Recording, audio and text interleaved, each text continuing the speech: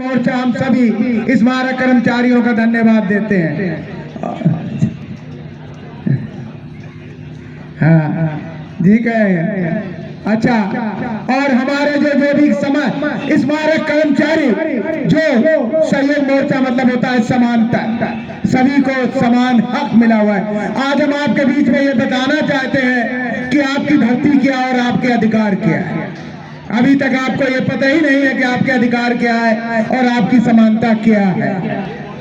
जिस वक्त इसकी भर्ती हुई, जिस वक्त स्मारक समिति की भर्ती हुई, उस वक्त सेंट्रल गवर्नमेंट में रोक लगी हुई थी भर्ती पे। जब सेंट्रल गवर्नमेंट पे रोक लगी हुई भर्ती पे जाना, तो इसकी भर्ती कैसे? क्योंकि पूर्व बहुमत में बसपा गवर्नमेंट मौजूद थी उत्तर प्रदेश में, और जब बसपा गवर्नमेंट उत्तर प्रदेश में मौजूद थी पूर्व गवर्नमेंट में, पूर्व बहुमत से, क्यों? क्योंकि उसका एक सपना था स्मारक समिति।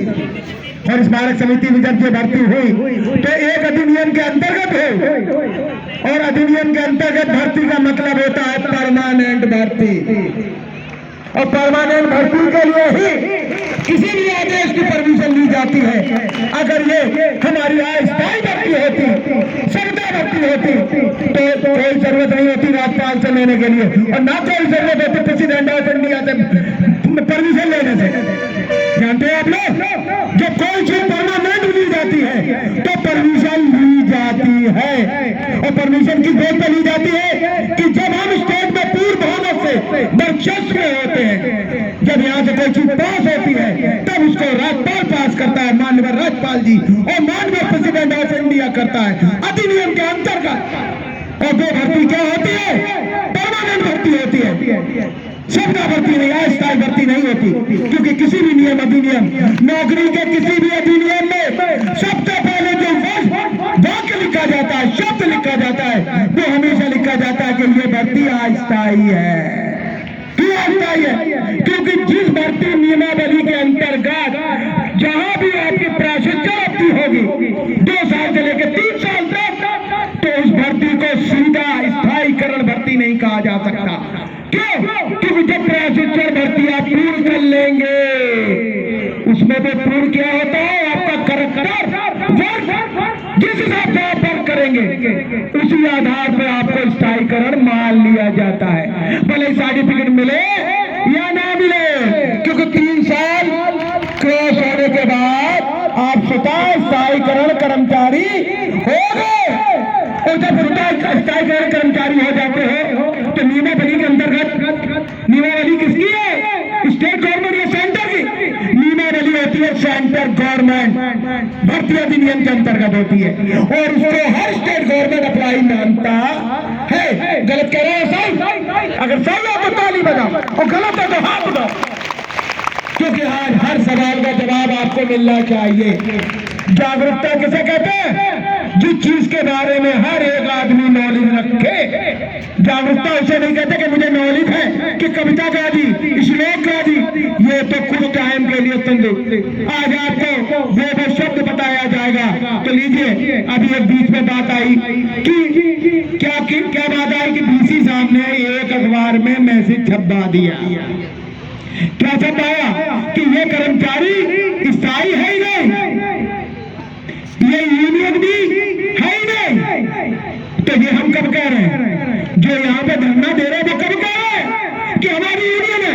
वो तो ये कह रहे हैं स्मारक कर्मचारी सहयोग मोर्चा। सहयोग मोर्चा में कौन है? जितने पद के भर्ती हुई, क्योंकि हमारी यूनियन तो है ही नहीं। तो हम लड़ेंगे कैसे?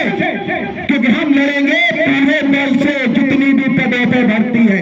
भले ही दोनों छुपा हो, भले ही दोनों सामने हो। जो छुपा है वो भी तुम्हारे साथ, जो सामने है वो भी तुम्हारे साथ। क्यों? क्योंकि अगर वो तुम्हारे साथ नहीं तो मंच कैसा? भले ही बदल रहा है या कुछ भी हो रहा है, मंच तो एक समान होता है। अब आज तो सभी की उठी हुई है, क्या वो अलग है? आप लोग जवाब दीजिए मुझे। आपका जवाब है ताली और आपका विरोध है हाथ।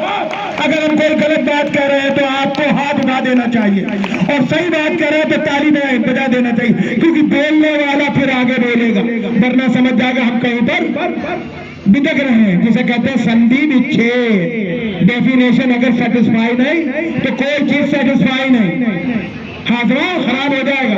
इसलिए आप लोगों को मैं इसलिए कहता हूँ सही बात है ताली और गलत बात है हाँ, जिससे मैं समझूंगी कहाँ पे गलत है। अब एक बात और मैं तुम्हें बता दूं, अगर हम स्थायीकरण नहीं है तो ये डिपार्टमेंट चीफ मिनिस्टर के अंडर में आता है, और चीफ मिनिस्टर माननीय चीफ मिनिस्टर जी जब भी बजट पेश करते हैं तो अपने बच्चों का ख्याल रखते हैं, आशीर्वाद देते हैं, क्योंकि बजट विधानसभा में इसी डिपार्टमेंट का लागू होता है जो स्थायीकरण होता है। सही है गलत? वरना बजट पेश हो ही नहीं सकता, क्योंकि पेश लग जाएगा, सवाल पूछा जाएगा। तो माननीय मुख्यमंत्री जी खुद परमिशन दे रहे हैं, वर्तमान गवर्नमेंट खुद परमिशन दे रही है कि आप राज गवर्नमेंट कर्मचारी परमानेंट हैं। बताइए कोई गुंजाइश या कोई गलत है? आप लोग को बताओ क्या सही बात है गलत? क्योंकि अभी तक तो इल्म नहीं था, आज इल्म दे दिया, क्योंकि जिसका भी विधानसभा में माननीय मुख्यमंत्री जी जो वर्तमान गवर्नमेंट होती है अगर जिस भी डिपार्टमेंट को बजट पेश करती है तो वो डिपार्टमेंट के समस्त कर्मचारी राज गवर्नमेंट कर्मचारी कराते और स्थायीकरण कर्मचारी कराते, भले ही कंफ्यूज किया जाए, भले ही हमें आउट किया जाए, भले ही मुझ पर बार बार इल्जाम लगाया जाए, लेकिन जब भी आपका बजट पेश होगा तो वो स्थायीकरण कर्मचारी का होगा, वो सबका का नहीं आता। अस्थायी कर्मचारी का कोई बजट नहीं है। अस्थायी कर्मचारी का क्या होता है? सिर्फ एक फिक्स पे, और फिक्स पे का एक आधार पास किया जाता है कि इसको 18,000 रुपए मानदेय पर रखा गया, इसको 14 को, इसको 12 को, इसको। लेकिन जहां पर वेतनमान होता है, जैसे वेतनमान की संधि विच्छेद आप लोग तो जानते ही है ना? वेतनमान की जो हम डिमांड कर रहे हैं 1200 से लेकर 20,200, पे ग्रेड 1800। अगर हम अस्थायी कर्मचारी है तो हम वेतनमान की डिमांड नहीं कर सकते, मानदेय बढ़ाने की डिमांड करते हैं। लेकिन हमारा वेतन जब बजट पेश माननीय मुख्यमंत्री जी पेश करते हैं विधानसभा में तो स्थायी कर्मचारी को मानते हुए, एक डिपार्टमेंट को मानते हुए, एक राज गवर्नमेंट कर्मचारी मानते हुए बजट पेश करते हैं। और बजट कौन सा होता है? वर्तमान महंगाई भत्ता बजट, सेविंग पे बजट, वो सब उसके अंदर सम्मिलित होते हैं। जब भी आप शासन आदेश पढ़ेंगे तो स्मारक समिति अकेला बजट नहीं होता। क्या ना सही है गलत?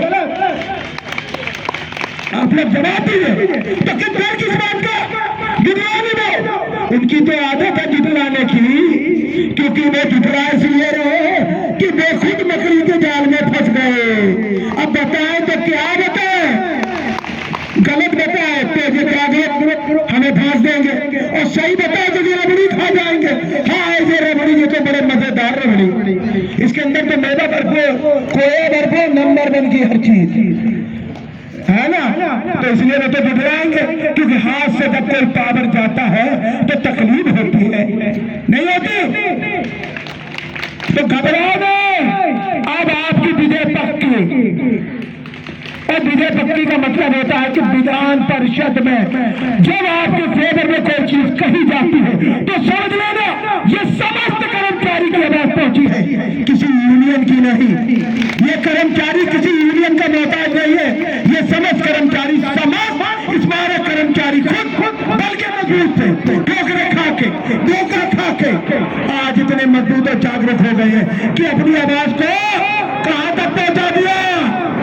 शासन तक पहुंचा दिया। माननीय मुख्यमंत्री जी का विधान परिषद में उठने वाला एक एक शब्द आपके फेवर में है। देख लीजिए आपकी मंजिल अब कोसों दूर नहीं है, आपकी विजय पक्की है। कम से कम आवाज तो उठी, तो क्या है? हम गलत है सही? बताइए, एक एक सवाल का जवाब चाहता हूं, बताइए। मैं आपको आगाह इसलिए करना चाहता हूं कि डटे रहो धार में, विजय तो मिलना ही है। मत करो, वो आपका हक है, वो मिलेगा, कोई उस हक को छीन नहीं सकता। क्यों? क्योंकि जो नियम भारत सरकार ने और स्टेट गवर्नमेंट ने बनाए हैं उसी अधिनियम के अंतर्गत आपकी भर्ती हुई है, कोई अलग से अधिनियम नहीं आया। तो फिर कैसे हो सकता है आप बदल गए कोई कर्मचारी? क्या कल भी आप राज कर्मचारी थे, आज भी राज कर्मचारी हो। बस फर्क इतना है, कल आप प्रशिक्षण में थे तो बहुत कुछ आपके साथ बुरा हो रहा था, आज आप स्थायी करोगे, परमानेंट हो, भले ही छोटा मोटी मौत मिलेगी, छोटा मोटा ही आपको दर्द मिलेगा। वो तो इसलिए कि जब कोई पावर हाथ से जाता है और जब किसी नई चीज की तरक्की होती है, डेवलप होता है, तो तकलीफ नहीं होगी। अभी आप घर के मालिक हो और कल आपका बेटा घर बेच दे तो क्या उस बाप को तकलीफ नहीं होगी जिसने अपने खून पसीने की कमाई से उस मकान को बनाया? बताओ। लेकिन यहाँ पर हमें फ्री में मिल गया क्योंकि सरकार ने उन्हें एक पावर दे दिया कि कार भाग है, आपको चलाना है, लेकिन कार भागी जब उल्टा निकल जाए तो क्या करा जाए भाई? तो जो जागरूक होगा तभी तो कुछ होगा। इसलिए आप चिंता न करो, सब मिलेगा और एक एक चीज आपको मिलेगी। और जागरूक होकर देते रहिए, कुछ नहीं हक लेकर रहेंगे, क्योंकि जो हक है दे के रहेगा। क्यों नहीं देगा?